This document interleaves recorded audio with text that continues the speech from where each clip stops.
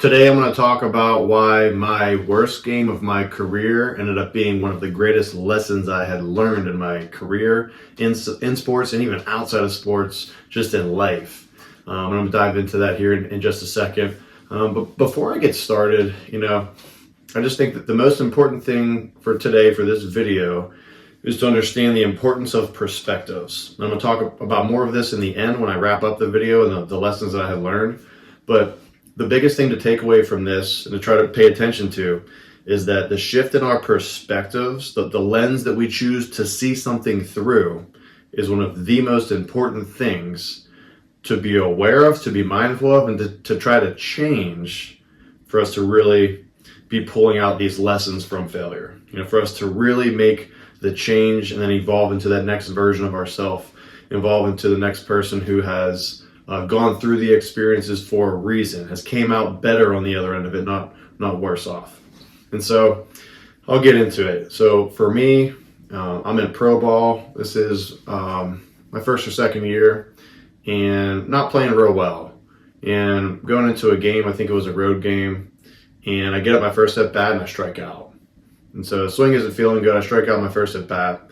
I get up there, my second at bat, same thing happens. So I struck out my first two at bats. So really frustrated, can't figure it out. And I think everyone's been there at one point in time. You're having a bad game, and one bad thing leads to another bad thing, and then you can't figure it out, and it's just a snowball effect where it becomes more and more frustrating each time for multiple reasons. Number one, you're failing, so that's frustrating in itself. Number two, you can't figure it out. So it's like, on one end you're failing, and on the other end you can't figure it out, so you feel like you're even more stuck, and just everything that's going to come next in the game, or at least you feel like, is just going to lead to more and more and more of it. And we all have those feelings of like, man, when is this game going to end? When am I going to overcome this? When am I going to get out of this situation? And we're just in a horrible mental state of mind, and I know for me at least I was. And so, back to the game, I get into my third at bat, it was the same result. Third at bat, I struck out. And, by my fourth at bat, I can vividly remember, being at an all-time low in confidence and just thinking I would rather this game end than have a fourth at bat right now.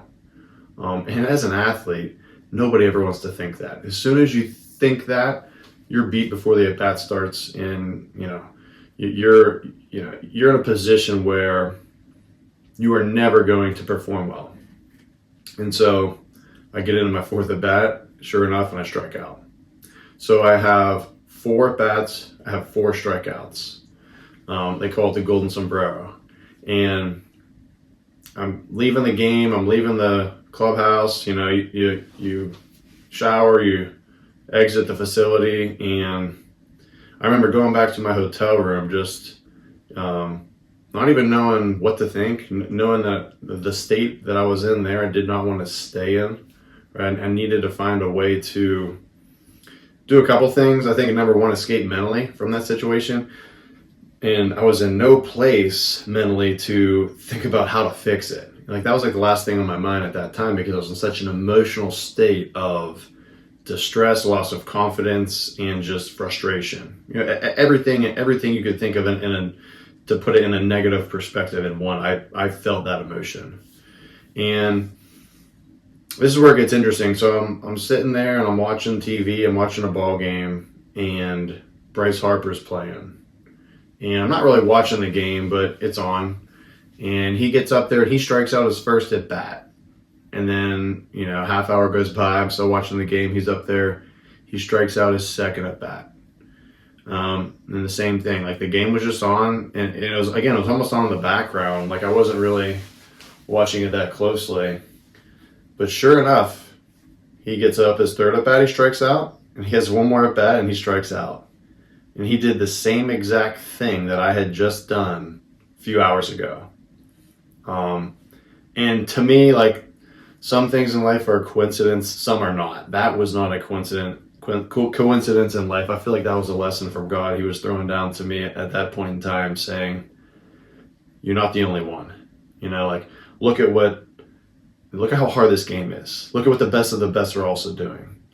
And for me, the first thought was like, man, If Bryce Harper, a guy that's getting paid hundreds of millions of dollars, can do that, strike out 4 times in one game and have a horrible game, you know, maybe it's okay if I do that as well, right? Maybe that's part of the game. Maybe we are playing this game of failure, right? Maybe hitting's a lot harder than I realize. Maybe understanding that a 30% success rate is great over time, right? All of these other perspectives come into play. And there's a couple things that also like stood out to me, and one of them is this. Even if I went into my 4th at bat, and let's say I got a base hit and was 1 for 4, it's still not a great day. And in the grand scheme of a season, one hit is one hit. One hit's not going to make a huge difference in my average or my season. But for my emotions at that point in time, I think it would have made me feel like less of a failure in that particular time. But when you can shift the perspective of a greater view, a bigger picture, and understand you have plenty of opportunities, and that the story we tell ourselves is usually not the reality of the situation. And that's the main key you've got to understand. The story we tell ourselves is not always the truth. It's just how we feel. And that's what we like to do as human beings. That's what we like to do as athletes. We like to tell ourselves a story that makes us feel better, because that's the emotions that we're living in, right? And again, you're going to tell yourself the story of the emotion you feel more times than not. And that's exactly what I did. Right, at that point in time, I told myself the story that I'm the worst baseball player on earth and I don't deserve to be there and I shouldn't be playing anymore. Those were the thoughts that were going through my head. Those were the emotions I was feeling.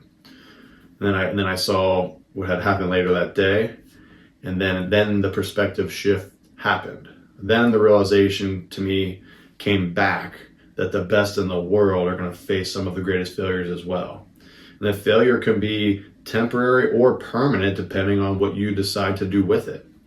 And so no matter how bad it gets, no matter how bad it gets for you in your career as an athlete, maybe something outside of your career as well that you're going through, you've got to eliminate yourself from thinking that if you hit the lowest of the low, then it's all over. There's got to be no end to it. There's got to be no game over for you. There's got to be a bigger perspective that everything's going to happen for a reason, and that you can still extract some lessons from these failures, no matter how bad they are. I think it's pretty beneficial for us to think of it this way. You either have a good game or a bad game, and that's it. And if you have a good game, take the good from it and try to keep that going. And if you have a bad game, try to learn from it and then adjust for your next opportunity to get better. But if you can keep it as simple as that, it's either a good game or a bad game, all of a sudden these games that we go 1 for 4, and it didn't do great, but at least we're not feeling horrible. Now we got those, and that's a bad game. But if we have a game that's 0 for 4 strikeouts, so bad in our mind that because of this, it's still in that same category. There's still things I have to improve. So worry less about how bad of a game it is or how good of a game it is, and put it into 2 categories, and just learn from the mistakes that you made in a bad game, and then learn from the things you did right in a good game so you know what to repeat. Simple as that. Keep it in 2 categories. Do not go into this over-evaluation process where you're over-analyzing how good or how bad the game was. You'll just drive yourself crazy doing that. And in baseball, there's so many games that you play. Right? Like for me in the minors, I'm playing 150 games a season. If I were to do that after every single game, that'd be a mess. My mental state would be so emotional and fluctuating up and down, I would not have any stability throughout the season. And so you need to have stability. You need to have some things in place that will keep you on track and keep you mentally on track, mentally clear to still see the bigger picture and the vision ahead of what you're trying to do. And man, break it down into a system or a process. I'm really big on systems because it gives yourself a blueprint to follow. And from a simple perspective, right? Like just give yourself a framework to follow. Okay? Give yourself a framework to follow when you're evaluating your game, right? Like a post-game evaluation. Give yourself a framework to follow when you're training. Give yourself a framework to follow as far as what you want to think in the game. I talk about all these things. I talk about the mental menu. That's what we talk about in the game. That's what you have to think, right? You got a menu of thoughts that you think about, and then you have things that are intentionally off the menu that you're not allowing yourself to think about or be distracted.